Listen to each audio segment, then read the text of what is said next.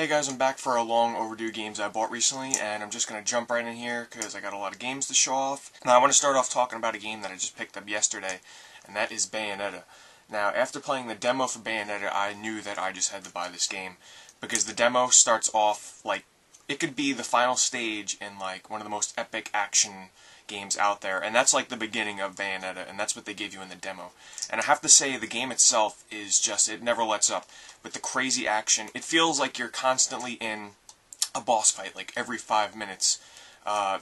Midway through the game, at about the 3-hour mark, I fought this boss that felt like it could have been like a 3-stage final boss in like, Devil May Cry 6 or something. It was insane. The game is a lot of fun. I have to say, if you're a fan of any Devil May Cry games or action beat-em-up games, even fighting games, because the combo system in this game is like unbelievably robust. There's tons of weapons that you can choose. You can switch between two different weapon sets to string together, different combos with different weapons, and it's just crazy, over the top. It feels like an anime brought to an action beat-em-up video game, because the stuff they do in this game is just crazy. The main character, Bayonetta herself, puts guns on her shoes, and she can flip around and shoot with her boots, shoot with her hands. She uses swords, she uses claws, she uses all these crazy weapons, whips made out of snakes, and it's just crazy. Try the demo if you haven't. It's already out on the PS3 and 360 with the demo. However, I have heard that the PS3 version has severe technical difficulties, so if you have both systems, get it on 360. I highly recommend it. I'm about 4 hours in right now, and supposedly the game's about 10 hours long, and a lot of replayability, so highly recommend Bayonetta. I also got Ratchet & Clank Future: A Crack in Time, and I've spent about 6 or 7 hours with this one. I think I'm nearing the end, I'm not really sure. I have to admit that Tools of Destruction, the previous game on the PS3 for Ratchet & Clank, is much, much better than A Crack in Time. There's just something about Tools of Destruction where I liked the world more, it felt more well developed. There was just something about the comedy in the first one that was there more than this one. The weapons were much more fun in the first one than this. A lot of the weapons in this kind of feel the same, like they do the same thing. They try and add in some new mechanics, like playing as Ratchet and Clank in 2 different sections, so you only play as Clank and then you only play as Ratchet, which works fairly well. And I don't want to give any of the spoilers in terms of their gameplay, because I'm further along in the game and I'd probably spoil it. What else? They kind of try this Mario Galaxy thing where you fly through the planets and you can land on planets, and they're like little sub-levels where, they're 3D and rotating, and they just don't really work for me that well. Still a great game, but I'd highly recommend, especially, if you care about story, go with the first one. Play this one after, but if you choose them between the two, definitely go with Tools of Destruction first. And on the DS, in a trip to GameStop, I picked up a game called Fighting Fantasy. I'd never heard of it before. It just looked interesting to me.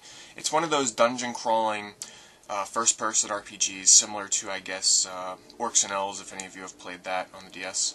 But I picked it up not knowing anything about it. I just, I went with it. I didn't check out any reviews, and I was pretty surprised. I was pleasantly surprised, actually.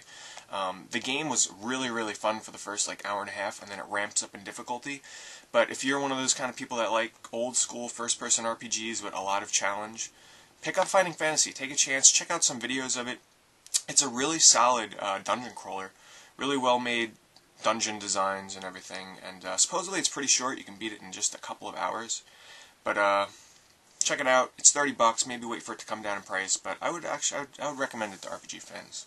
Another DS game that I picked up that I'm really enjoying right now, that is Phantasy Star Zero. Now, I had only played Phantasy Star Universe on the 360, and very slightly a long time ago, Phantasy Star Online on the original Xbox. And this is really a really nice Phantasy Star, I guess, port to the DS. It's not a port, it's a brand new game, but it feels just like those games. Sort of like a mini MMO online RPG on the DS, and I'm really happy with it right now. I'm about 10 hours in, my guy's like level 24, but I have to warn you, if you've never played a Phantasy Star game online before, it's very, very repetitive. You have to be prepared to go through the levels multiple times, kill the same bosses, go through the same levels, and you got the most basic of attacks. You just got a very basic combo depending upon what weapon you use, and a special attack. Very basic, but if you're into, grindy RPGs where you're just grinding experience for levels, and, it's all about getting that next best weapon and leveling it up, check out Phantasy Star Zero. It has 4-player online support. I haven't checked out the friend request system on this yet. Supposedly you can, hook up with friends and, use the the stylus to write to one another and everything. I've only done free play, which is with strangers, which isn't that great because you can wait up to 5 minutes to get a party going. But otherwise, I'm really enjoying it right now. I would definitely recommend it. I also picked up Half Minute Hero for the PSP. I didn't play too much of this, maybe about 45 minutes, but I'm really enjoying this so far. It's really a funny take on the RPG genre, and it's not really an RPG. A lot of people call this an RPG. It's really not. It's more of like a puzzle strategy game, because basically you have 30 seconds to start a level and get to the end boss and kill him, all the while leveling up, getting equipment, using items, solving puzzles. It might sound crazy, because it is. This game is like 8-bit craziness, making fun of the RPG genre, and just looking on the back of the case, there's a little guy that looks like Cloud Strife. It's a lot of fun. I haven't played too much of it, but basically the game is broken up into tons of mini levels, all tasked with beating the end boss, and it's like a puzzle strategy game. Check out some videos, try a demo. There's also a demo out on it. I'm enjoying it so far. If you're looking for something fresh on the PSP, I have never played anything else out there like this before. Pretty fun. Now, this next game, I also took a chance on. I actually tried out the demo, and I did not care for it at all. But I decided to pick it up anyway because it was one of those impulse buys I had, and that's Divinity 2 Ego Draconis for the Xbox 360. Now, I'm not going to talk too much about this because I wrote up my full impressions on my website, PetesGameRoom.com. It'll be one of the newest posts on there. You can read that. But I have to say, this is a very good action RPG that kind of feels like, a Two Worlds kind of game. But it suffers from severe technical graphical slowdown and loading times. But other than that, this world is really well crafted. It's a lot of fun, great voice acting. It really feels like a really fleshed out world. Now, there is a demo up that is supposedly about 4 hours long. I didn't make it that far, and honestly I played like 10 minutes of the demo. I didn't care for it. Try out the demo. You can play it for hours, see if you like it, and pick up the game. I'd actually recommend this to anybody that's a fan of a really fleshed out RPG world. But check out my website for my full impressions on Divinity 2. I'm actually really enjoying it because I'm about 8 or 9 hours into it so far, so I'm kind of liking it. I also picked up Left 4 Dead 2 for the Xbox 360. More of the same, yeah, but it's so much better. The special infected in this are so much fun. I'm a huge fan of Versus and playing as the infected, and Left 4 Dead 2 definitely delivers. I had a lot of fun with this. I was kind of shifting between this and Modern Warfare 2.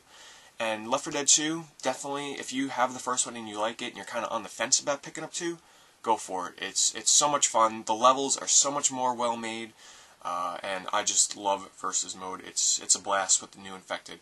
If you've never played Left 4 Dead before, skip the first one entirely, go right for 2, and you definitely will not regret it. I'm really liking this.